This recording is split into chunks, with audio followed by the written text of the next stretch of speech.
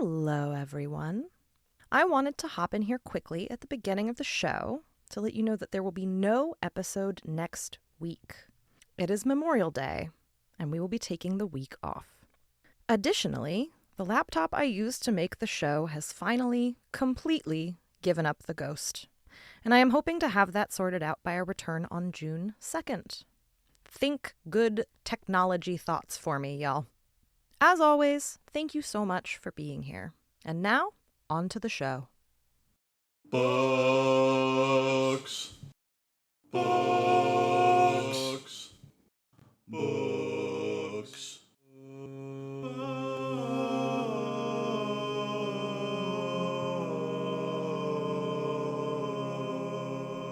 Hello, and welcome to Didn't Read It, the podcast that's hoping someone else will make the coffee. I am your host, Grace Todd, writer, editor, book gremlin, and with me today is friend of the pod, here for her first standalone episode as opposed to being here with the crew, Jess Versus. Hello. Hi, baby. Hi. It's good to be here. I'm so excited to have you. I'm so excited to be alone in this solo venture with you. Ooh, I do like getting you by yourself. I mean, who doesn't? I started this podcast just to get you alone in a room In a with me. soundproof room, and now I'm concerned. Yeah, well, you should be. I In am. a sexy way. Well, it's funny considering the story that we're going to talk about. That's kind of fitting. Oh, okay. All right. I like a sexy story. I'm very curious. I know that you picked one specifically, and can't wait to hear what it is. Not so much sexy necessarily, but definitely a little concerning about being alone together. Oh, okay. Yeah. Spooky. But before we kick off, have you read anything good lately? I don't read a lot of books, which is good because I listen to this podcast. But I did start reading one that you lent to me called The Matrix. Or just Matrix. Just Matrix by Not The Lauren Matrix. Groff. Yes. Yeah. Matrix by Lauren Groff. And What I do am you think so far? 3 chapters in, and I am getting strong Call the Midwife vibes from some of it. Like, she kind of reminds me of Chumley. But with nuns. Yeah. And I'm big into nuns. I like that a lot. So this is the first fiction I've picked up in a while. I always think of you when nun content arises. None of this, none of that. That's how much I read. Starting off strong with the dad jokes. I mean, I'm wearing my New Balances today. It was bound to happen. That's true. You are in full dad vibe mode. HVAC dad. Here I am. I love this for you. Mm-hmm. If there's one thing I know about you, it is that you have a taste, shall we say, for the monstrously feminine. Oh, yeah. Is that That's something a good you way would to say put is that. fair? Yeah. It's something that occurs pretty often in your art that I have seen. Monster femme. Yeah. You I love like a it. monster femme. Yeah. And if there's another thing I know about you, it's that you are a New Englander. I am. New Hampshireite, born and raised. Through and through. 603, live free or die. And so I have brought you a story that I think encapsulates both of those things Ooh. quite nicely. Yeah. I'm excited. We are going to talk about Mary Wilkins Freeman's Luella Miller. Oh, never heard. So this came out in 1902, and Mary Wilkins Freeman was considered a local color writer, Okay. which does not mean writer of color, Right. but rather an author. Flavor. Yeah, exactly. So an author who was trying very hard to capture the particular local color of a place. Gotcha. Yeah. And for her, that was New England. Gotcha. And the small New England communities that she grew up in and then lived in as an adult. Do we know where those were? So she was born in Massachusetts, and she left for a while and lived in... She left Massachusetts for a little while and lived in New Jersey and hated it. That sounds about right for someone who's a New England transplant that moves to New York or New Jersey. She apparently complained that there was nothing to write about. Okay. I mean, I've been to Jersey in different parts, and I think there's plenty. I mean, Sopranos. It's all based in Jersey. This was the Victorian era. This was the 1880s to 90s to early 1900s. Okay. So probably still lots of organized crime. Just, sure. Boardwalk towns. I mean, Boardwalk Empire was sure. nice. Yeah, there we go. It was.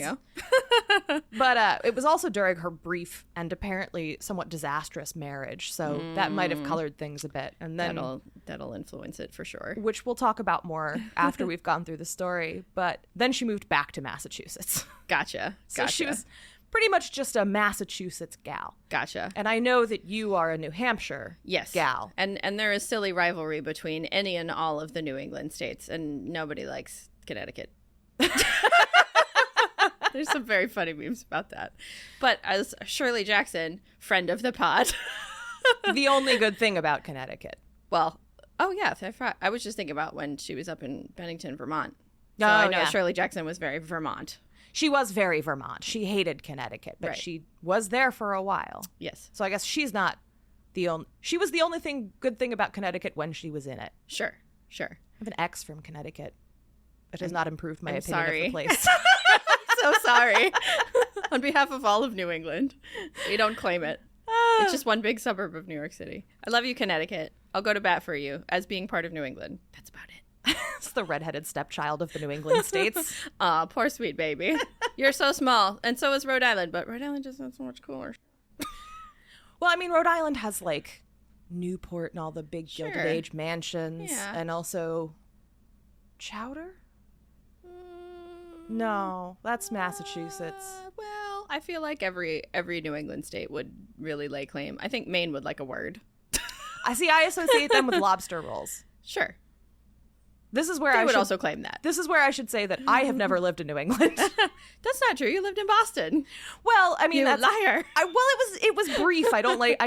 I'm too embarrassed. You're not a New Englander. I'm too embarrassed to claim it at this point. Although I did spend my childhood summers going up to New Hampshire and Maine because my grandparents lived there. Yeah. So you've got the experience. Secondhand. You can appreciate the small town New England horror charm. Exactly. Yeah.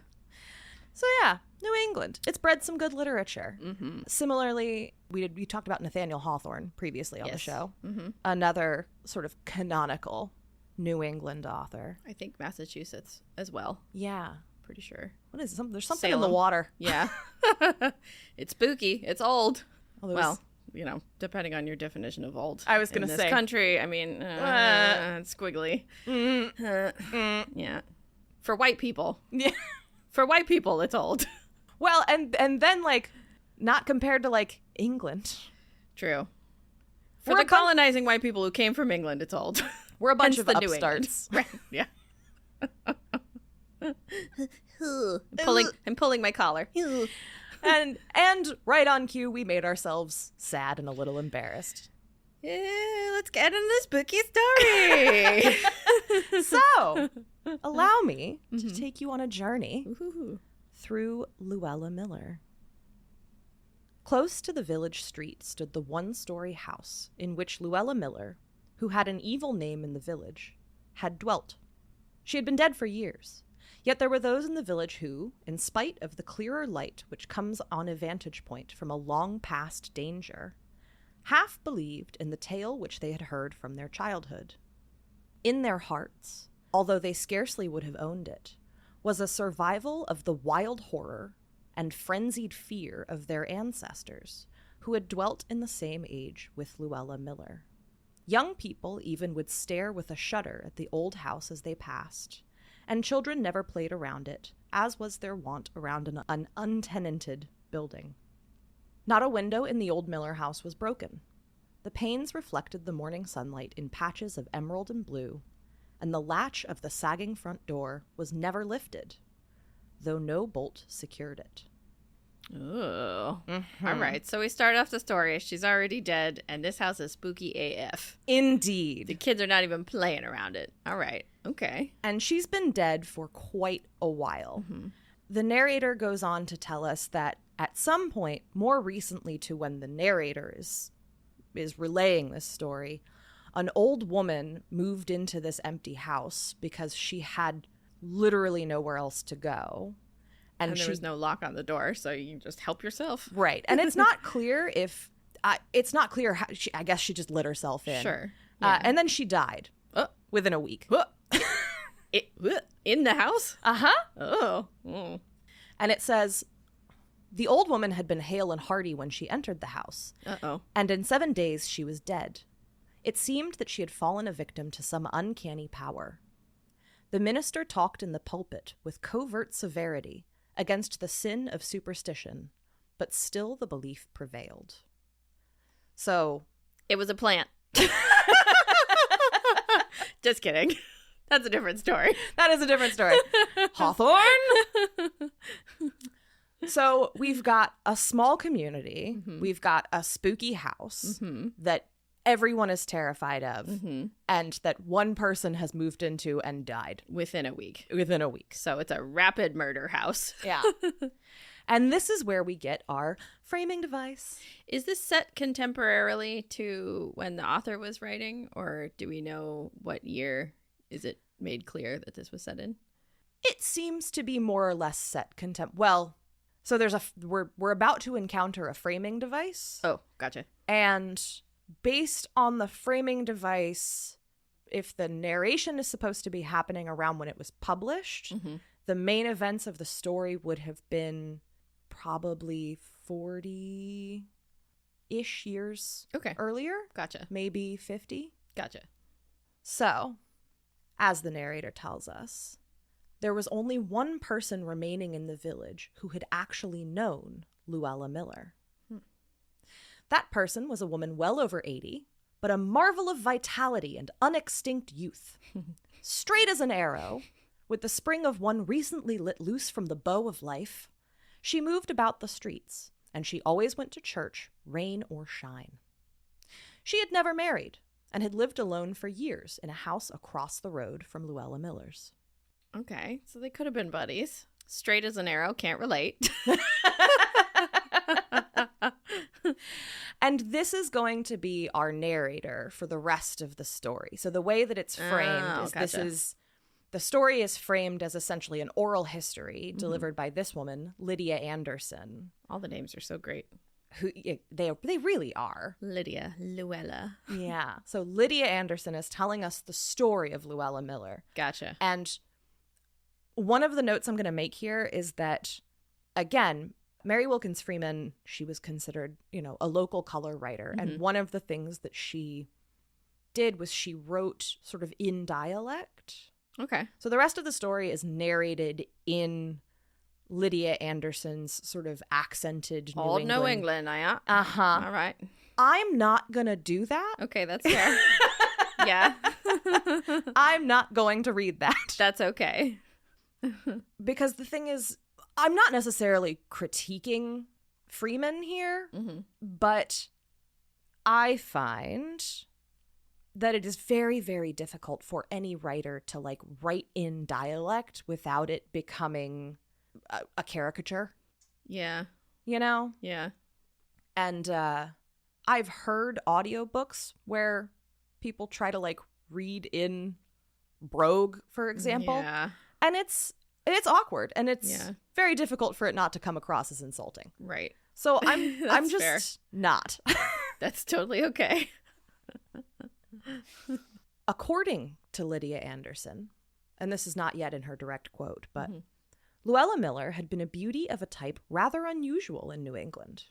She had been a slight, pliant sort of creature, as ready with a strong yielding to fate, and as unbreakable as a willow. She had glimmering lengths of straight, fair hair, which she wore softly looped round a long, lovely face. She had blue eyes, full of soft pleading, little slender, clinging hands, and a wonderful grace of motion and attitude. And Lydia Anderson, it now moves into her actual direct narration, and one of the things she says is, if one of them willows over there on the edge of the brook could start up and get its roots free of the ground and move off, it would go just the way Luella Miller used to. Wayfish. Exactly. Which is funny because, I know that's what the narration is trying to get across, but also willow trees are huge. Yeah. And what immediately came to mind for me was like a lumbering, but that's not what she means. Just like A thump, Cthulhu thump, of thump. a absorbing all the water, like the one in my backyard that just steals it from other trees. Like, I will tend to your plumbing, and Although maybe that is what she meant. I don't know. maybe. And one of the things that makes Luella Miller stand out is that she is dressed in a way that's very elaborate and fine. And she wears a lot of green. It's fancy. She had a green shot silk she used to wear, and a hat with green ribbon streamers, and a lace veil blowing across her face and out sideways, and a ribbon flying from her waist. That was what she came out bride in when she married Erastus Miller. Another amazing name. Uh-huh. Erastus. Erastus. So she wore green on her wedding day. She did. Mm-hmm. And Erastus apparently worshipped Luella. Okay. All right. And She's sounding like a bit of a tree goddess herself. So, okay. Yeah. Well, All right. that's a good place to start. Okay. And then very quickly we learn, just as like a little aside, but something to keep in mind, Lydia tells the narrator, about Erastus. I used to know him pretty well. He lived next door to me, and we went to school together. Folks used to say he was waiting on me, but he wasn't. I never thought he was, except once or twice, when he said things that some girls might have suspected meant something. That was before Luella came. So he's a bit of a flirt. I don't know. I feel like to He's call a him bit- a bit of a flirt would be to imply that he was after many women. But what it sounds like is He was just into Lydia a little bit. maybe he had his eye on Lydia, and then Luella arrived as the new local school teacher, Right. and He said, aha, another L name. I know where my bread is buttered. exactly, and then he immediately pivoted to Luella, Gotcha. and just something to note, we know that Lydia is a spinster. Right. Lydia never got married. Never did get married. Mm-hmm. Luella shows up as the new teacher, and Lydia tells us she doesn't actually know anything or how to teach, That's not very helpful when you're trying to shape the minds of the youth. and that she actually winds up getting one of the oldest girls in the class to do all of the teaching Oh. for her. Interesting maneuver. You're a TA now. Exactly. Luella invented academia. Dun dun dun.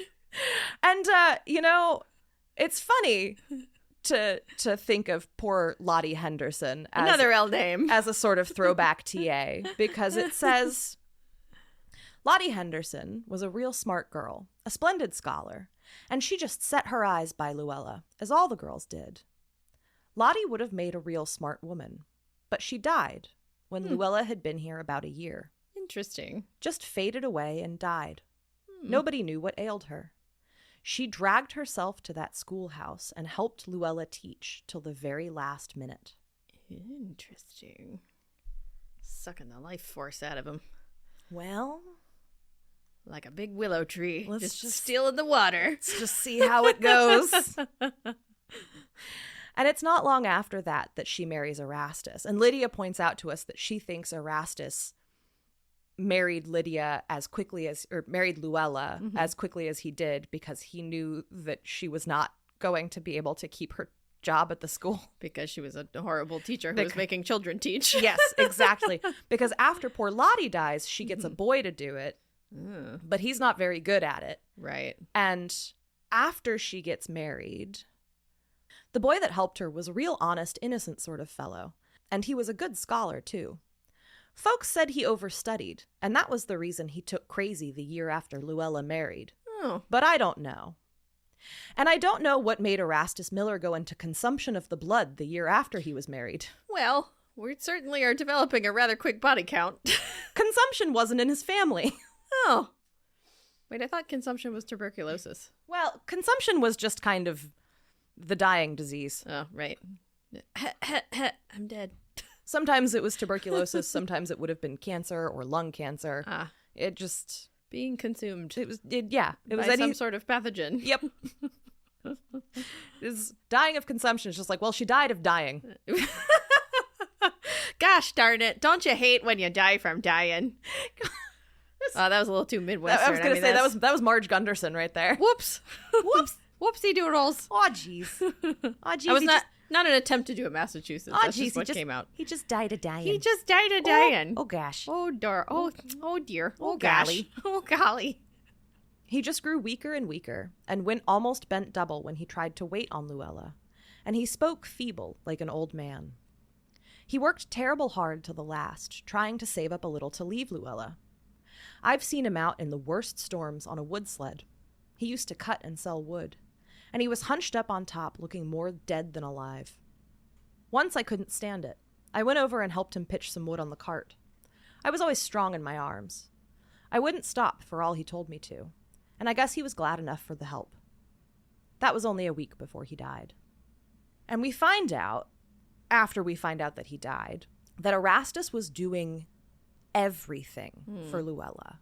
He sounds like in that beginning quote that Lydia was saying that he was like not doing favors. I forget the word that she used, but that he was like doing things that were like subservient, almost like trying to help, but trying to like do nice things, and she didn't see anything by it. So it sounds like he was definitely doing all of that for Luella. He was like, let me help, let me do this, let me help, let me do this, even as he got very sick, it seems. And so this is where we get sort of the dynamic of apparently what it's like when you live with Luella. It says Luella DeVille. Luella DeVille. Luella. All right. It says, he fell on the kitchen floor while he was getting breakfast. He always got the breakfast and let Luella lay a bed. He did all the sweeping and the washing and the ironing and most of the cooking. He couldn't bear to have Luella lift her finger, and she let him do it. She lived like a queen for all the work she did. And then we find out that Luella isn't even doing her own sewing. She's not doing anything. She's doing literally nothing. And she hasn't even picked up a book to be a teacher. Yeah, no, she does nothing.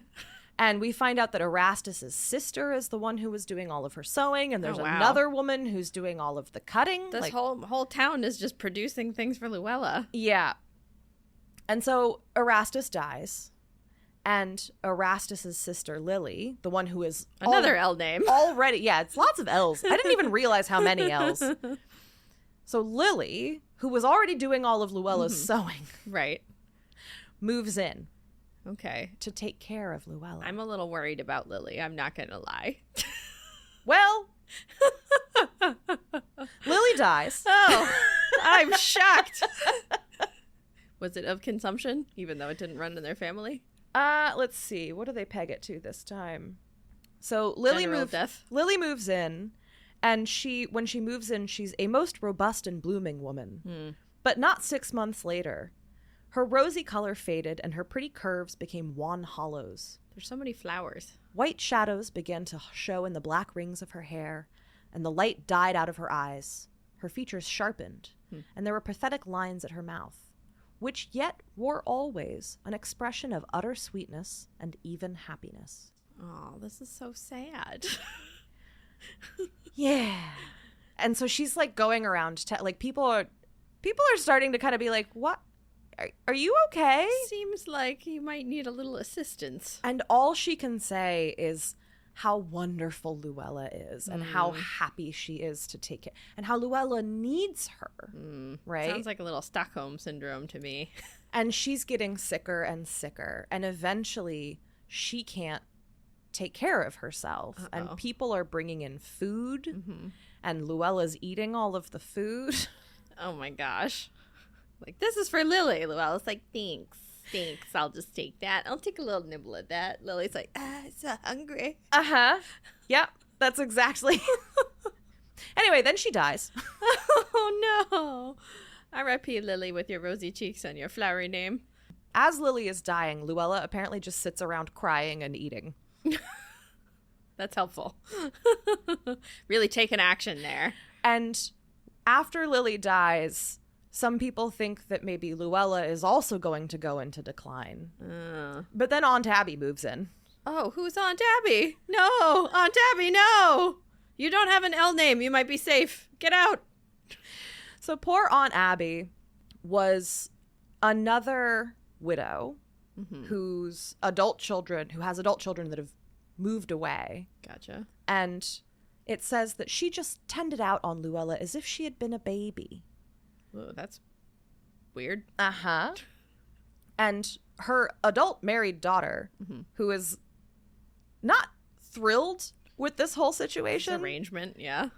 is like writes to her to be Right. like, why don't you come live with us instead of this random woman that you're not Random even woman. related to? So Aunt Abby isn't related to Lily and Eurythmus? They just call her Aunt Abby. Ah.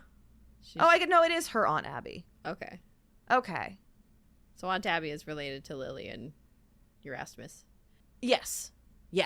Gotcha. So this is Lily's aunt. Yes. Moves in with Luella Right. for reasons. Because she took such good care of Lily and Erasmus. Uh-huh. And as soon as Aunt Abby moves in, she starts not doing so great. Aye. Who could have seen that coming? And when her daughter finds out that she's not doing so great, she writes to her being like, why don't you come live with us and we'll take care of you. Maybe for a change. And Aunt Abby's argument is that Luella needs her and her adult married daughter doesn't. And so she has to stay where she's needed. Luella might need her because she can't do literally anything for herself. I'm surprised she doesn't have people chew up her food for her. Honestly, it's She's giving Pillow Princess. But like a tree. Tree Pillow Princess. Tree Pillow Princess. Aunt Abby is babying her. And her daughter, so Aunt Abby's daughter finally comes to town and sees how sick her mother is. Right. And snaps at Luella and basically tells her Rightfully that so. she killed her husband. Sure. And Seems is, like. and is killing her aunt too. Right. And Luella goes into hysterics. Oh my goodness. Like it says that she is equal parts laughing and crying Oh boy. and like won't stop. Eek. And Lydia knows this because I guess she kind of gets sucked into the fray because she lives Right. across the street. She can hear the skerfuffle. They call the doctor, and Lydia notices that as Luella is having her hysterics, which are just going on and on, it says, all the time she was acting so, seemed as if she was too sick to sense anything. She was keeping a sharp lookout as to how we took it out of the corner of her eye. Mm. I see her. You could never cheat me about Luella Miller. Lydia loses her patience and goes home and gets a bunch of valerian and basically makes a valerian tincture on the spot and forces Luella to drink it so she'll just calm down and shut up. Gotcha. To stop the hysteric melee. And Aunt Abby is like trying to take care of Luella at the same time that Lydia is trying to take care of Aunt Abby. Yeah. And so they finally basically just bundle Luella out of the way, but it's too late and Aunt Abby is really, really sick. Oh no. And Lydia stays there nursing her, sits up all night with her. The doctor comes again and basically confirms that Aunt Abby is dying. And Luella kind of wanders in. Just waifs about. And Is someone going to make me brunch? I'm really hungry. Well, funny you should say that, because when the doctor had gone, Luella came into the room looking like a baby in her ruffled nightgown. Oh my god. I can see her now. Her eyes were as blue and her face all pink and white like a blossom. And she looked at Aunt Abby in the bed, sort of innocent and surprised. Why, says she. Aunt Abby ain't got up yet? No, she ain't, says I, pretty short. I thought I didn't smell coffee, says Luella. Coffee, says I. I guess if you have coffee this morning, you'll make it yourself. And Luella says, I never made the coffee in all my life. But I'm baby. Erastus always made the coffee as long as he lived, and then Lily made it, and then Aunt Abby made it. I don't believe I can make the coffee, Miss Anderson. Dear God. This is actually big drunk dumb baby. It is big. It also reminds me of one of the things drunk. we talked about in one of the Shirley Jackson episodes was that when Jackson died, Stanley Hyman didn't know how to make coffee. And I'm like, how many dudes never learned to make like that's clearly what this is an allusion to, right? Like Luella is kind of playing this double role of weird baby femme fatale and also pseudo husband. Yeah, because you just keep having these series of caregivers and caretakers move in, do everything for you, and then somehow suspiciously end up withering away and dying. Right, who are mostly women. Right. Yeah, so far the count is more women than men. There was the one school kid and then the husband. Right. Yeah. Lydia is just at the end of her rope. Understandable. She has had it. She's caregiving the caregiver now, so we're going down the train. And she snaps at Luella, much like Aunt Abby's daughter did, and essentially says that Aunt Abby is sick and is going to die. And she says to Luella, and then you'll be left alone and you'll have to do for yourself and wait on yourself or do without things. And then Luella goes into another fit of hysterics. Oh my goodness. Does she already have the valerian root like ready to go this time, or is she gonna stop and make a tincture? She just bundles her into another part of the house and leaves her there. She's like, maybe she won't be able to figure out the doorknob to get out. She's never had to turn a doorknob in her life. And once Luella realizes that no one is going to respond to her hysterics, they stop. Oh, shocking. Mm-hmm. Almost like she had a half an eye out last time when she was doing that, keeping an eye on people's reactions to it. Fancy that. So manipulative. And then Aunt Abby dies. R.I.P. Aunt Abby. We only knew ye a little bit. Aunt Abby's daughter shows up and also lays into Luella. Mm-hmm. Was this the same one that had shown up before and been like, you gotta get out of here? Yeah, they get word to her that Aunt Abby's on her deathbed, but it's too late, and Aunt Abby dies. Oh. And Aunt Abby's daughter, who doesn't get a name, I don't think. It probably starts in L.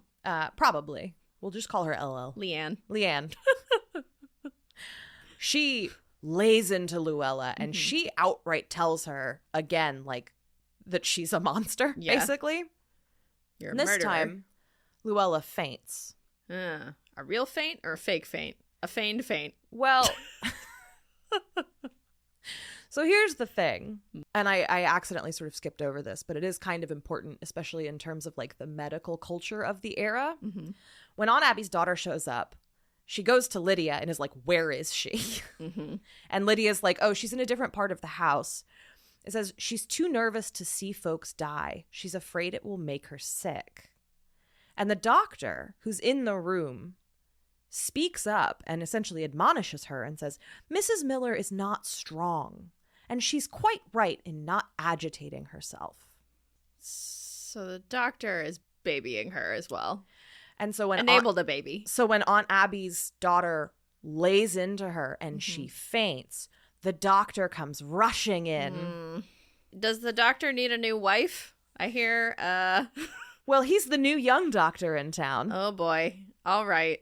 Here to the rescue. And she faints and she has half an eye open and she's like, oh, doctor, do you know how to make coffee? You've already sensed where this is going. Oh no. What do you know about teaching? But this time, like the bodies have finally piled up enough that Lydia feels like she has to say something, right? Because she says, she's gotta step in. I thought of poor Erastus Miller, and I sort of pitied the poor young doctor, led away by a pretty face, and I made up my mind I'd see what I could do. And so Luella's alone again, except that Maria Brown's been helping her out around the house. Uh-oh. Oh, no. Maria, run. Maria, it's not too late. Well, Maria's also a spinster. Oh, boy. And she just, Luella needs help. Oh, no. Lydia seems to try and warn her off. She's over here on, like, Grindr for Spinster. She found every single one in the town. Spinster with Just two R's. Spinster. Spinster. Just picking them off one by one. It's like, oh, there's one 2 miles away. Local spinsters to do your dishes now. They have no connections. It's implied that Lydia tries to save Maria, but all it says is, well, she was warned, but she acted real mad when folks said anything. She said Luella was a poor, abused woman, too delicate to help herself, and they ought to be ashamed. And if she died helping them that couldn't help themselves, she would. That would be so much more honorable if it was like orphans and not like a fully grown woman. And she did. Oh, no. Welp. I like that the backstories for these people are getting shorter and shorter. Just like, well, she tried to help. We warned her. I mean, I feel like as a very New England attitude to be like, hey, man, I told you that that snowmobile had a bum wheel. You fucking went out in the ice. And the wheel stopped and you stopped. You fell through the ice. It's just your fault. We done told you. You were warned. You ignored the warning. Mm-hmm. Kind of your fault. You got eaten by the weird hot baby lady. The weird hot baby tree witch. The weird hot baby tree witch lady. I don't know what to tell you. Was making that coffee for someone else really that important? It's such a heartbreaking sort of inversion of the...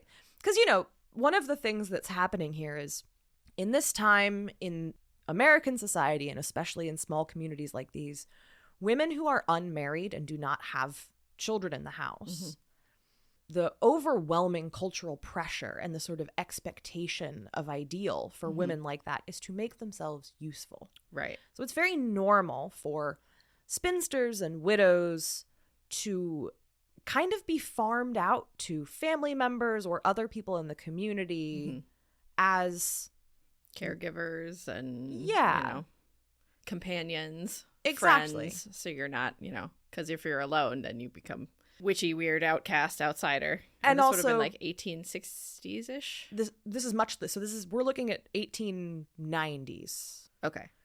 Well, it would be right because of the 40 years. Yeah. So yeah, more or less. And also just like at any point in the 1800s, running a household is incredibly labor intensive. Yeah. Even if you have money, running a household is incredibly labor intensive for somebody. Is Luella in a house that would be big enough to actually have servants? That would be big enough to actually have servants, but they never get named because they aren't named as we run across in other books. In the great tradition on this podcast of servants being implied but never seen. No. So this is a distinctly... These people are like working, like middle class, working class-ish. Gotcha. So, which is part also of partly why all of these women are coming to help. Sure. Luella, I guess, is living off of whatever Erastus managed to leave her. Gotcha. So Lydia decides she's had enough. And she goes over to Luella's and they get into it. Uh-oh. And she basically goes over and demands to know why exactly Maria had to be helping Luella when Luella could do her own goddamn dishes. Yeah. And I've never touched a dish in my life. Well, what she says, then Luella looked at me like a baby who has a rattle shook at it. She sort of laughed, as innocent as you please. Oh, I can't do the work myself, Miss Anderson, says she. I never did. Maria has to do it. But why? But she just has to. Do your hands not work? And Lydia says almost exactly what you just said. And Luella just keeps staring, like, she just keeps describing her as having this kind of doll-like face throughout the whole thing.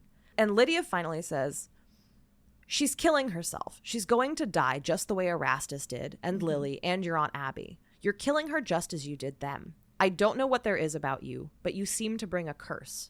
You kill everybody that is fool enough to care anything about you and for you. Laying down some hard truths. And then she says, Maria isn't the only one you're going to kill. You're going to kill Dr. Malcolm before you're done with him. Ooh, she got her number. Uh-huh. She got her number so good. And interestingly, this is the first time that Luella seems to kind of bridle. Oh. It says that she goes all red in the face and then says, I ain't gonna kill him either, says she. And then she began to cry. Real cry or cry with one eye open? We don't know. It doesn't say. Interesting. And Lydia comes back with essentially, yes, you will. Uh-huh. And she says, you see, I felt it on account of Erastus. I told her that she hadn't had any business to think of another man after she'd been married to one that had died for her. Mm-hmm. That she was a dreadful woman. And she was. That's true enough. But sometimes I have wondered lately if she knew it. If she wasn't like a baby with scissors in its hand, cutting everyone without knowing what it was doing. So she wonders if she might actually be. Is Lack of self-awareness. right? Yeah. And so they have this sort of confrontation, and Lydia leaves, and for a little while, Luella seems like she's actually gonna keep the doctor at arm's length. And she's alone in the house. People have started to get a little anxious at the potential of going to Right. help Luella Miller. If it walks like a duck and quacks like a duck, it might be murdering people by accident. And one of the neighbors goes over is like chatting with Lydia and is like, and they're talking about the fact that Luella seems to like not be coping. Like she can't take care of herself. Yeah. And she's apparently getting kind of weaker and weaker, and she looks worse and worse. And she's, you know, she's coming home from the store and she's having to stop to lean against fences because she has too much stuff. Like Energy vampiring herself. And one of the neighbors is apparently chatting with Lydia, and she's like, I'd love to go help her, but I have children to think of. Yeah. Well, the whole town started to be like, there's a pattern here. Running out of spinsters to eat. We got up to like 8 before we were like, common denominator here. She gets to look so bad. Lydia starts to feel guilty despite herself. Yeah. But then I guess she gets bad enough, or she changes her mind, and all of a sudden the doctor comes charging in to save the day. Here we go. Dr. Dum-Dum. Dr. Dum-Dum on the scene, who also hires a servant girl from out of town, Oh, God. Sarah Jones, Oh, R.I.P. Sarah. to help Luella out until the doctor and Luella can get married. Oh, boy. Let me guess. Do you want to guess what happens to Sarah Jones? Let me guess. Sarah starts to mysteriously wither.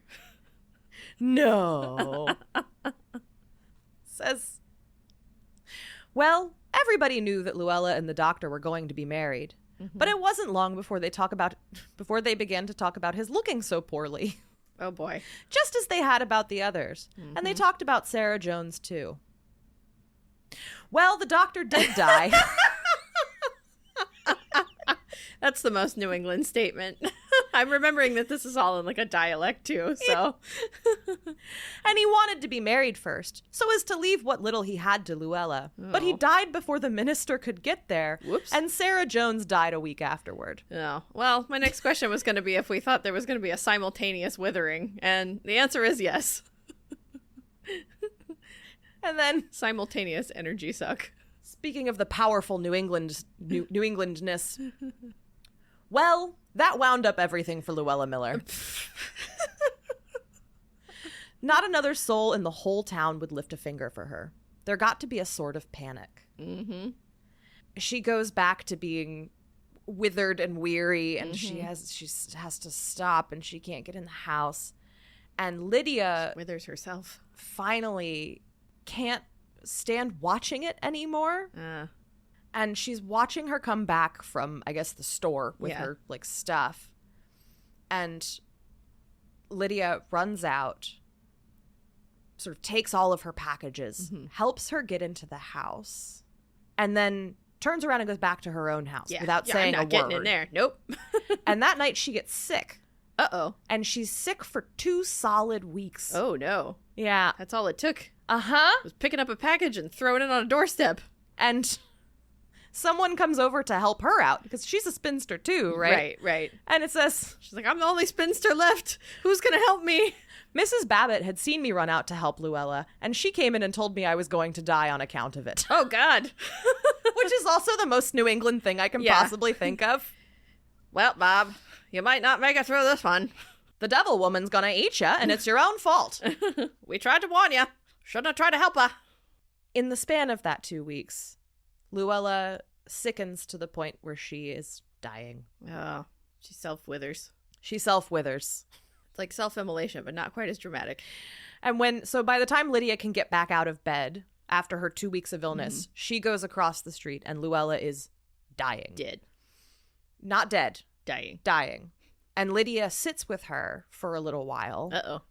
And starts to feel bad again. Whoop. And goes back across the street to get her medicine, the medicine that the new doctor, R.I.P. the Dr. new Dum-Dum. doctor, R.I.P. Dr. Dum-Dum, Dr. Smarty Smart, who I guess just refuses to treat Luella. I think she's got tree vampire. We can't get that from here. Shades of Pet Cemetery. And she turns around to come back across the street with her medicine, and she stops short. And it says, Lydia Anderson, at this juncture, always said with a certain defiance that she did not expect to be believed, and then proceeded in a hushed voice. I saw what I saw, and I know I saw it, and I will swear on my deathbed that I saw it.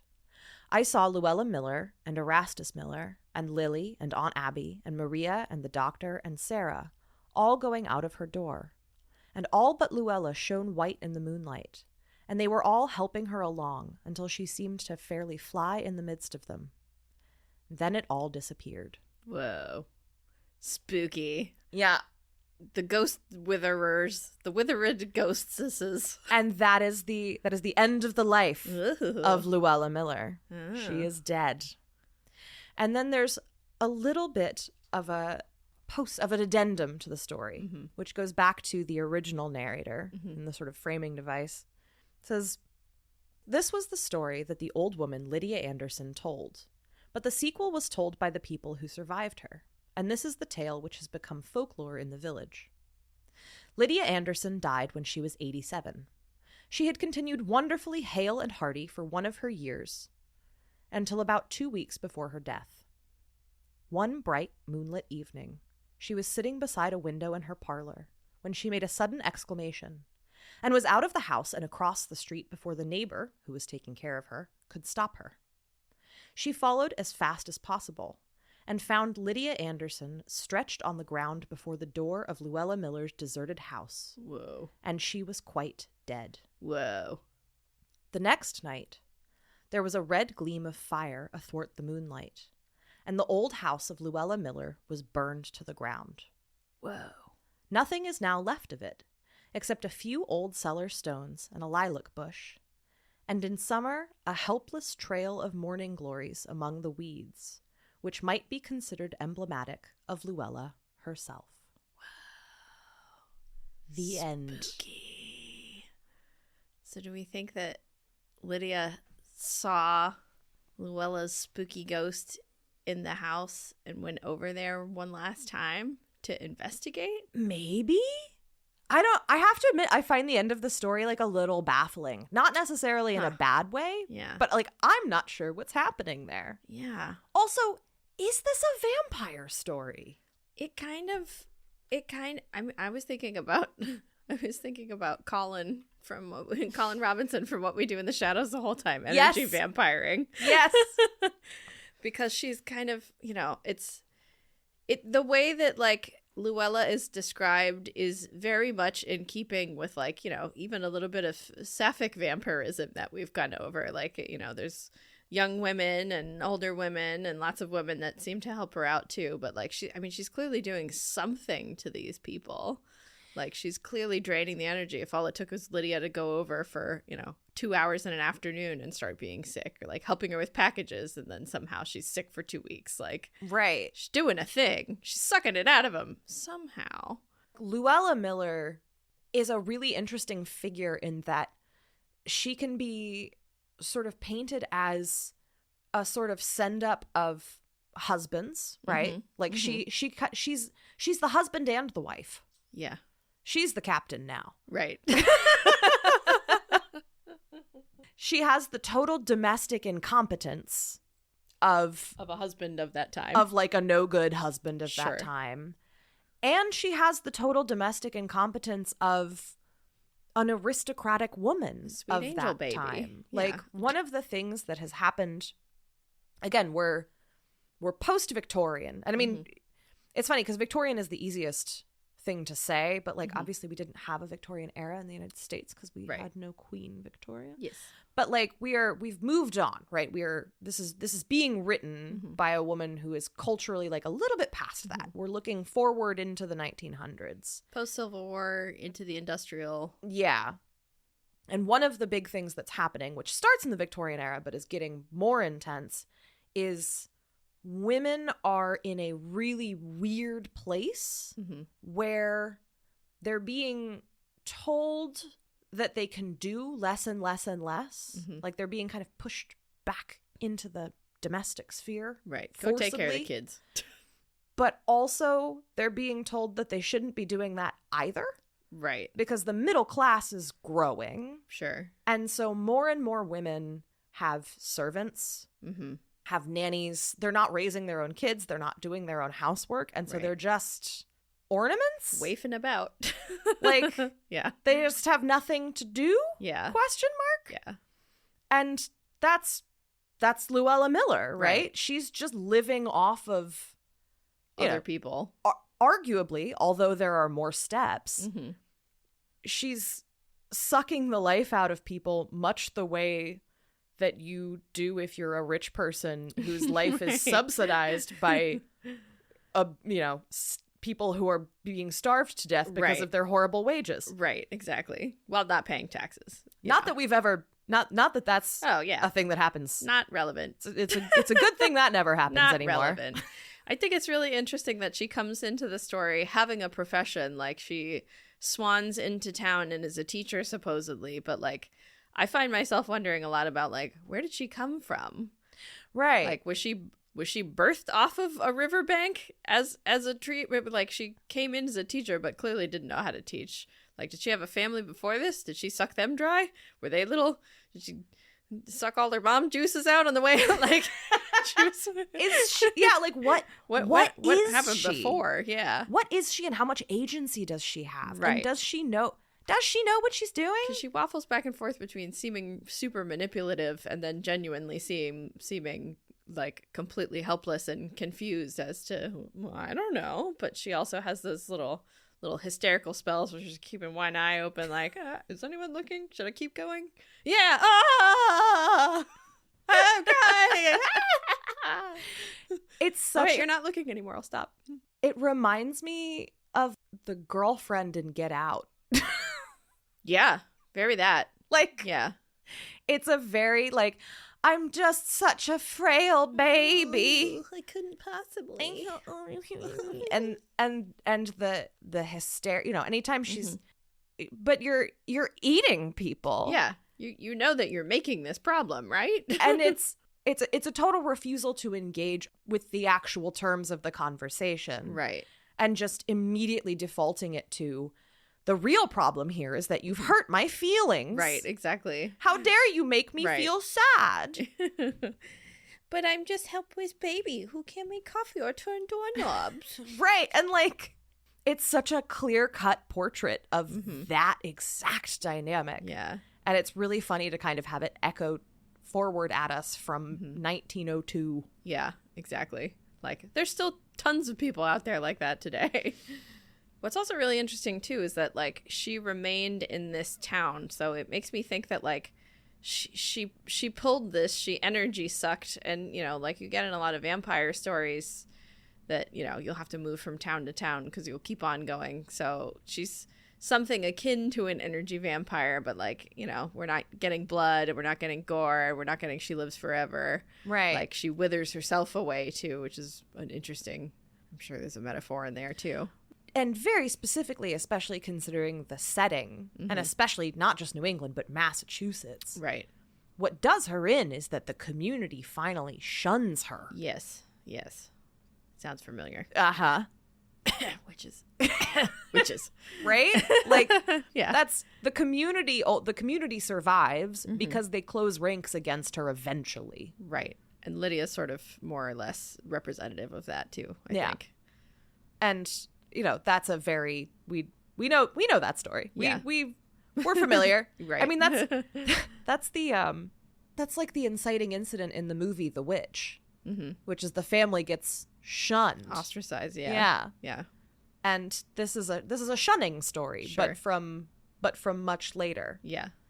And also, like, it's a bit of a side note, but the total and thorough New Englandness of being primarily deeply annoyed by the manifestation of the supernatural in your small community, not frightened, right, not questioning just your aggravated. like belief, not wondering like, oh my God, what's beyond the veil, just like, God damn it, that stupid energy vampire again. We lost another auntie spinster. This goddamn Jeez blonde Louise. rolls into town, Gotta hire a new school mistress. Eats every woman over the age of 40. Jeez Louise.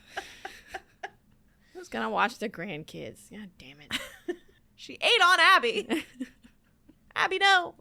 Gotta find another damn doctor. A doctor, a teacher, all the old spinstresses. And sort of continuing on that thread of New Englandness, I do think one of the things that's really interesting, and you said it when we were going through the story, is that very New England, like, well, we warned you and then you did it anyway. Yeah. And so it's kind of your fault. You did this to yourself. Right. Like, and that is a very New England attitude.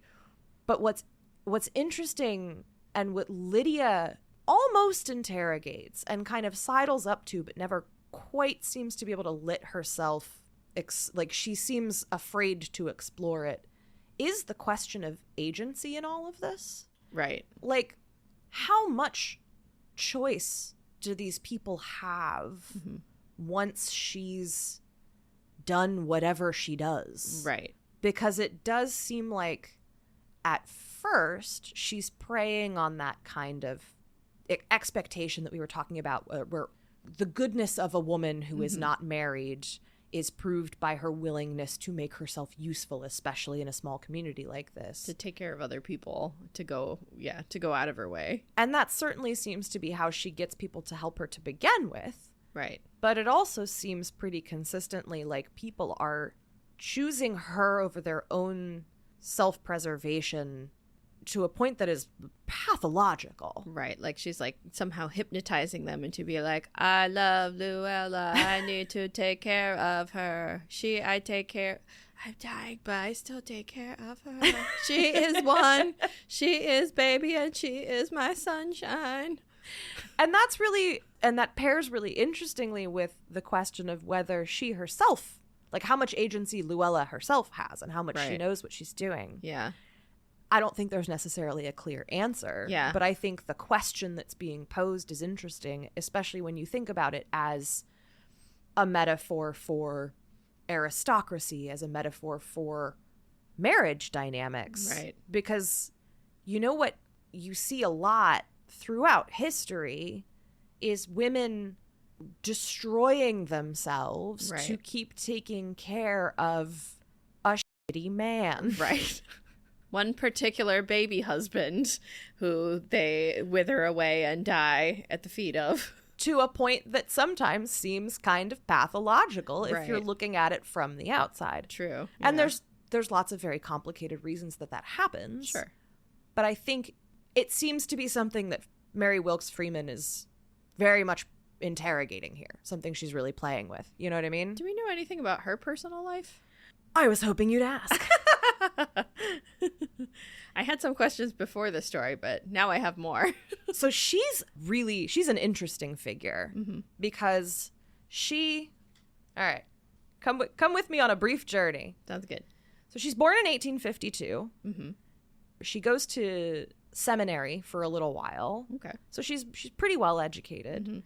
Her father's business fails, and she starts writing to help keep the family afloat. Oh, wow. And when her father dies, she is 31. Okay, so 1880s? 1883. Okay. And then, quote, after his death, she moved back to Randolph, Massachusetts, where she lived on the family farm of her dear friend Mary Wales for 20 years. Huh. During this time, relieved from household duties by Wales, she often worked for 10 or more hours a day on her writing. Oh, wow. So, was she making coffee? Or was Mary Wales making all the coffee? Well, it kind of sounds like Mary Wilkins Freeman was the husband. Yeah, that's for 20 years. kind of what I'm... And then she married a dude. After 20 years? Uh-huh. Hmm. She married Charles M. Freeman. No relation. Oh. Same last name. Next question. No relation. Right. At the age of 49. Huh. And then she moves with him to New Jersey. And then he becomes a drunk. Huh. And she gets him institutionalized. Oh, that's hard to do. And then divorces him. That seems, I mean, idyllic, but hard to do if you're a woman back then. You'd be like, I think that my husband needs to be in an institution. And they're like, you're crazy. You're coming in here, lady. Yeah, I don't. That's wild. And then she was single until her death in 1930. Huh. Wow. I don't. Very. And this story was written maybe when she was living with Mary Wales. Do we know that? Before she got married to... Let's see. It came out in... We need to do some quick math. Mm-hmm. So the story came out in 1902. So, yeah, this would have been while she was Mary Wales's husband, kind of. Yeah, that's weird. Yeah. Huh. Yep. Because I can kind of see herself as being Luella in the story. If she was writing this during this, I mean, she was... Is it possible that they were roommates? I mean... Heavy air quotes around roommates. All right. I want to be clear that everything I'm about to say is wildly irresponsible from a historical perspective. Speculative. So this is the part where I will ask you not to quote me. Okay. But if I had to bet, if I had to, like, put money on it, Mm-hmm. it sounds to me like she and Mary were a couple. Right. And eventually broke up Mm-hmm. after 20 years. Mm-hmm. And then she was like, well, I have to have somewhere to live. Yeah. Gotta figure this thing out. So she just went and I don't know. I do not understand why she married. Wow. And she is one of those authors who was very, very successful in her day. Which is surprising. And then fell out of favor. She had the bad luck of basically her career kind of peaked in like the 1890s to the very early 1900s. And then as we moved forward and like World War I began to loom on the horizon, Yeah. everybody got really into like naturalism and, well, not, she was writing naturalism technically, but everybody got into like masculine realism. Yeah. They wanted grit. They didn't want morals. They didn't Right. want the prosaic details of women's lives. Right. They wanted man stuff. Bang, boom, murder. Pew, pew, pew. Shoot 'em up. Machismo. Throwing women over your shoulder and riding off on a horse. Yeah. So sadly for her, like even in her lifetime, her career declined pretty precipitously. But she wrote under her name. She didn't write under a pseudonym or anything. No, That's she was, cool. Yeah, she was very successful. Yeah. Like she did very well for herself. That's impressive. And a lot of the literary criticism of her during her lifetime, at least during the peak of her career, was very positive. Like she had a great reputation. She was considered, kind of one of the landmark local color writers, like we talked about before. When World War I hit and everything shifted literarily, that kind of killed her career. And then she's one of those writers that was sort of forgotten for quite a while. Aww. I read an article that was basically an overview of her critical reception over the last 100 years. And one of the things they were talking about is that she like almost had a revival in the 70s, but the feminists were mad at her. Oh, no. Those dang feminists. First wave. Anyway. Yeah, sure. They interpreted her work as being too pro household lady. Domesticity. Yeah. Yeah. And I would counter with this story, first of all, Right. as an example, Yeah. but also with that a lot of these writers, if you take them in the context of the era in which they're writing, Right. are actually saying a lot of really kind of nuanced and complicated things, Right. and not just home housewife, good, Yeah. I make coffee. Sure. Yeah. I was going to say, I mean, I think that the fact that like sort of dissimilar. Well, I guess similar in some ways to vampire stories. The gender of the person who's being consumed or withering away in this one and getting sick and dying is like, you've kind of got all over the map. And it, we can take Luella as being symbolic of women, but also of men and husbands at the time. Like, we can kind of see it, and there's different ways to see it. And whether or not Mary Wilkins Freeman saw herself more as being a Luella type, when she was at the farm and Wales was doing all of the work and she was just holed up writing all day, writing frantically and withering away without writing. Like, well, and to be clear, that she probably would have been the breadwinner. Right. Yeah. Yeah. So she was interesting. She was playing the husband. Right. Huh. It's interesting. And also, like, Luella is like a femme fatale that mostly kills other women. Right. Which you don't see a ton of. Right. I think especially at the time that was probably a rarity. Yeah. And so, like, there's definitely some weird sexuality stuff happening very quietly. Mm-hmm. And that's, almost all the women in this story are widows or spinsters who are already considered kind of unnatural to begin with. Yeah. And who also tended to have some, like, kind of unsavory rumors circulating about them, depending on what kind of spinster they were and who they were spending time with. All the rumors are true. They were roommates. Mm-hmm. Wink, wink. Nudge, nudge. We tend to credit writers of the past with too much naivete around especially sex and sexuality. Right. And while you wouldn't necessarily in 1902... I mean, not that people didn't. Again, there were some very, very out... salacious lesbian writers in this same time period. Right. I don't know how much Mary Wilkins Freeman was reading them, but like they exist. They existed. Yeah. I don't know how much Mary Wilkins Freeman was like, yeah, lesbians are definitely a thing, but women getting a little too intimate with each other. Just a little too, living in this house together. Well, I think it's also interesting that, like, in the descriptions that you read of only the women, I don't know if there were descriptions of the men, more of their personality, but like the physical descriptions of women were all very flowery and floral related and like tree related, and like for you and I who are very into gardening and that metaphor, like I was just like, it's giving, I'm looking so longingly at women's skin and cheeks and beautiful eyes and thinking, and the dudes were like, well, he's a doctor and he showed up and he was Erasmus and he was kind of boring and he just liked to praise women and get them firewood and coffee. Like, yeah, I mean, the women get all the screen time here. Yeah, they get all the useful page time. And that was Freeman's reputation as a writer broadly. That was what she wrote about. She wrote one collection of ghost stories, which this is pulled from. The rest of her writing was not ghost fiction. It was just fiction, right? And it was very concerned with the inner lives and world of women. Yeah. And especially unmarried women and women who were being kind of left behind or shuffled aside by society. Right. And it's funny because this is kind of it's a little domestic New England Carmilla. Yeah. It absolutely is. Yeah. But with Carmilla swapped out for Colin Robinson. Right. Colin Robinson Miller. For blonde waif baby Colin Robinson.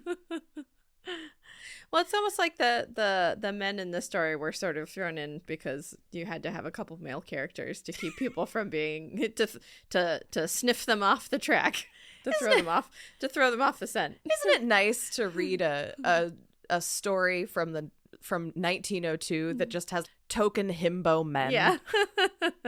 I think Erastus just has bad luck. I think we can forgive him for falling in love with the beautiful school teacher, and also he's like one of the very first people she kills, so that's not his fault.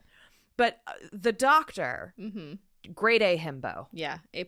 Like, hot young thing. He doesn't care. I can fix her. Dumb. It's okay. Just, got big Gaston energy. dies before he can even marry her. Like, he Yeah. fumbles the bag, He too. can't even do that. Yeah. He's like, I'm going to come in. I'm going to sweep her off her feet. And immediately it's like, oh, I tried to sweep her and my back broken on my bones. I got osteoporosis. And I just, I'm no. dead now. I'm dead now. Oh. He's like holding up a ring, just like falls over. It's like, oh, man. Didn't even get up. I bent down on bended knee and my knee snapped in half. And it just, I live on the floor now. R.I.P. Dumb Doc. Yeah, Dr. Dum Dum. Dr. Dum Dum. At least his replacement managed to keep his distance. Yeah. I don't know. Do we feel bad for Luella? I don't know. In spite of everything, like when she started to self-wither, or if it wasn't self-withering, it was not, Withering for lack of sustenance. withering for lack of sustenance. Starving to death. Yeah, she was starving to death because she couldn't starve other people. But in the beginning, I was really like, nah, fuck this. Like, she's a vampire monster. She's energy draining. And then as it started to go along, I was like, what if she genuinely wants friends? What if she, like, really needs people around and it's not just because she needs them to do stuff. She's just like, yay, I made a new friend. And then, oops, I accidentally murdered them. Like, she's like, yay, someone new is coming to help me. And they think I'm great. And they like my outfit. And they're going to sew me a dress. And we're going to be best friends. And then, like, she's like, poking him with a stick. Like, hey, come on. We were going to go outside today. No. Oh, your head fell off. Yeah, I don't know. I don't know. And I really like that Mary Wilkins Freeman doesn't want us to know. Yeah. I think it's the big, interesting question at the heart of this story. Mm-hmm. And I think it's a question that she wasn't sure how to answer herself. Yeah. And I like that a lot because I think that's a moral quandary that we wind up in a lot today. Yeah. There are a lot of people out there who possibly through no direct fault of their own or through no direct choice of their own are nevertheless causing a lot of harm. Yeah. Leaving a trail of destruction in their wake. Right. I mean, this is kind of what we get at with a lot of the like Nepo baby discourse, which is everything you have is made possible through exploitation. Yeah. Your entire life is underpinned by money that you did not earn and do not deserve. But if you say that you manifested it yourself, then it gives you at least some agency. You're like, well, I did the hard work of manifesting that's just somebody else's money.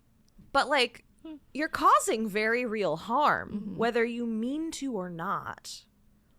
What do we do with that? Yeah. What do we do with the Luella Millers? I don't know. I don't know either. I don't know. Make them, teach them how to teach.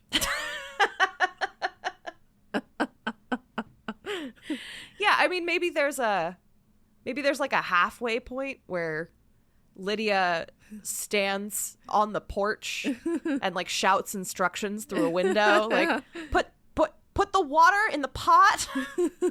Now strike a match. Strike a match. There we go. Get it hot. Okay. Spoon the no, okay, a spoon is a metal implement. It's right. Yeah, not the pointy one. Nope. That's the knife. Nope. You've gone too far. That's a fork. Okay, that's a can of flour. Not the white powder, the brown powder. Okay. Now, right. Back up 3 steps. Okay. Now put it in the boiling water. Not your hand. Don't touch the boiling water. Don't touch it. No. Maybe there's a world where Luella can gently be taught to take care of herself from a safe distance. I hope so. Because if you pick up one package, it's toast. It's over. Your good intentions are. I mean, there's also like it's interesting to think too about your best intentions for helping someone and not being able to have any healthy boundaries and just giving and giving and giving and giving until you're a shriveled shell of yourself. Like, it's a bit cautionary. And in typical New England fashion, sometimes people can be like, hey, don't do that. Like, you're in an abusive relationship with someone. Have you tried not doing that? No? You're going to keep doing that? All right, well, someone tried to tell you. Like, yeah. That's a very... But then it's also the typical kind of what I think of as like New England sort of northern overreaction in the opposite direction, which is like, can't take care of yourself? Well, you then. Like, right, yeah. Surely there's a happy medium. Yeah, we gotta be able to see the shades of gray here. Maybe they could have weaponized Luella Miller. Maybe they could have just started shoving people in there with her Right. who sucked. Well, so she could suck them. Another question that I did have was, in the beginning, before the framing section starts, it says that an old woman wandered in and then died. found dead. Yeah. But that was after Luella had already died? That was after Luella had died, but clearly before Lydia had died, because right after Lydia dies, the house burns down. Right. It just says that it was someone who had no other choice, which is very interesting. Yeah. That's also an interesting parable, because it was an old woman who wandered in the house and died. But what I was thinking, it was like, was Luella still in there? You know, when Lestat dies but not dies. And he comes back and he's, you know, a shriveled corpse and he's been eating alligators, you know, like he's still there. Like she was still in the house until it burnt down. Like some part of her was still in the house. Luella was waiting that whole time. Yeah. She was like, well, no one goes and checks to see if she's dead. Like no one does an autopsy on her. Well, and, you know, Lydia dies in front of the house, and then the house Luella waiting this whole time to get revenge on Lydia? Yeah, for sniffing her off the trail. Yeah. Or was it right. Or was Luella's ghost in the house? Yeah. All it says is, where is it? It was this old woman who had survived her kindred and friends. It calls her one friendless old soul who had no choice between that and the far-off shelter of the open sky. So this is a woman who has literally nowhere to go. This is Lydia, or this is the old woman? This is the old woman who winds up in the house. Okay. And it sounds like she is also being sort of, maybe not shunned by the community, but if she has nowhere else to go. Right. No one's opening their home to her. Yeah. She's not being taken in. There's not services to provide her with a home or house or care. Which probably because there were no spinsters left to take care of her because they all got eaten by Luella. There's an entire generation of spinsters who maybe could have taken her in and made her a cup of coffee, but don't allow all of your village spinsters to be eaten by hot baby weird energy vampires. Hot baby tree wave energy vampires. It's also interesting to realize that the weird hot baby thing is a lot older than we think of it as being. Yeah, when we were talking about it with Shirley Jackson, I was like, this can't possibly be a trope that it's gone on for that long. Oh, wait, just kidding. Yeah. Here we are. Because this is like textbook weird. I'm just a baby. Like, and the way that they keep describing her as doll-like, it's like uncanny. Like you can see it. And like obviously she wouldn't be because of the era, but you can just envision her in like the baby doll cut dresses. Yep. Big bow on the front. Little pigtails. Whatever the 1902 equivalent of that is. Yeah. Yeah, it's interesting. I mean, I think that, and again, it wasn't an old man that wandered into the house, and then the house, it was an old woman who had nowhere else to go. This story is hinging around older women, and well, women of all ages, really. But no, it's mostly older, except for Luella. It's mostly older women, right? Except for like the one schoolgirl. Yeah, poor baby. Huh. Yeah. So that's Luella Miller. Yeah, that was awesome. I want to read more of her writing now. I do too. So I pulled this from I love a themed short story collection. Sure. And this came from, so if you remember in the Carmilla episode, we talked about the actual edition of Carmilla that Galen was using and how cool it was. Yeah. So this is by the same publishing company. Oh, cool. Lanternfish Press. This is called Medusa's Daughters, Magic and Monstrosity from Women Writers of the Finn. Oh my God, I have tried so hard to avoid saying this word on the podcast because I hate trying to pronounce French because I can feel the judgment. I'm not going to be much better at it unless you would need it in a French-Canadian accent. It's Magic and Monstrosity from Women Writers of the Fin de Siècle. Gotcha. It's French for end of the century, basically. Right. But literally that period is referred to with that term, which is late 1800s into the early 1900s. And it was edited by Theodora Goss. Oh, cool. Who is a horror I think mostly horror writer. Oh, nice. But she's an author in her own right. And so what they've done a few of these, right? So they had Carmen Maria Machado, who was the editor of the edition of Carmilla, and then this was put together by Theodora Goss. Nice. And so they're having contemporary writers do these kind of curated collections and editions of older works, and I think it's really cool. They're also beautiful. Like that sounds awesome. The design is great. Yeah. And this has a really nice, lovely, thorough, very well done introduction by Goss. Nice. That was great. Yeah, that sounds great. They did a few of these. I've already ordered another one. Nice. I mean, it's right up all of our alleyways, really. Exactly. But so that's where I found this story. Sounds great. Which was very exciting. Yeah. And I thank them so much. And usually I try to recommend a contemporary work, but 1010, this is a pretty cool close, collection. Yeah. I mean, it's still somewhat contemporary because you've got the intro by a contemporary author. Exactly. Yeah. And we'll probably wind up doing some more stories from here, but not so many of them that I feel like I am edging up on their game, and nothing will replace the fantastic introduction. So awesome. Yeah. Well, feel good? Anything else? Donate a little energy to your local hot baby vampire tree witch energy sucking not quite school teacher today. For the price of one engagement a day, you can feed an energy vampire for a whole week. If you'd like to donate your... Let's not get sued. Everywhere energy vampires are starving. They just need a little bit of your youth and vitality. It's just a bunch of deeply chaotic looking young people staring soulfully into the camera. Like dolls. No thoughts, head empty.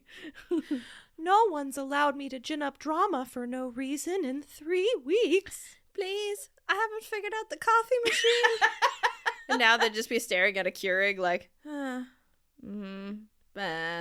button. Just the next time you meet someone whose weaponized incompetence is being thinly veiled by their weird blonde hot babiness, you just call them a Luella. Luella DeVille. And you wonder, and also follow up with that by wondering if any of their relatives, friends, spinsters in the town have gone mysteriously sick next to this weird CEO of a company whose baby failed up and is just suddenly has a trail of bodies and new relations coming in from other places, failed engagements. It's 10 o'clock. Do you know where your spinster is? Don't let your spinster relatives get on Spinster with 2 R's. Do not let them put their location in. There could be a Luella lurking. Well, Jess. Grace. If people would like to find more of your explorations of the monstrous feminine through your art, where should they find you? You can find me on Twitter. No, you can't find me on Twitter. I don't go on there. I don't know why I said that. You can find me on Instagram at Jess Versus, or you can follow my shop at Zenith Richmond. All right. Definitely go check out Jess and Zenith. Jess has done lots of very cool, very spooky lady pinups over the years and other explorations of monstrous femininity. I love her work very much, and I love her. I love you. Thanks for being here with me today. I had a great time. And thank you all so much for being here with us. I had a great time, and as always, if you can, this week, this month, this pay period, consider supporting a living artist or author, because they really could use the love. Bye. Bye. Didn't Read It was created, written, recorded, and edited by me, Grace Todd. You can follow the show on Instagram or Twitter at Didn't Read It. Our theme song is Books, written, performed, and recorded by William Albritton. For sources cited and a full list of episodes, you can visit us at didntreaditpod.com. If you enjoyed the show, please consider leaving us a review. It makes a big difference, and we appreciate it immensely. If you did not enjoy the show, we are accepting applications for a full-time nemesis at didntreaditpod@gmail.com. Special thanks to Black Iris Social Club in Richmond, Virginia, and to Pesca Trio Publishing.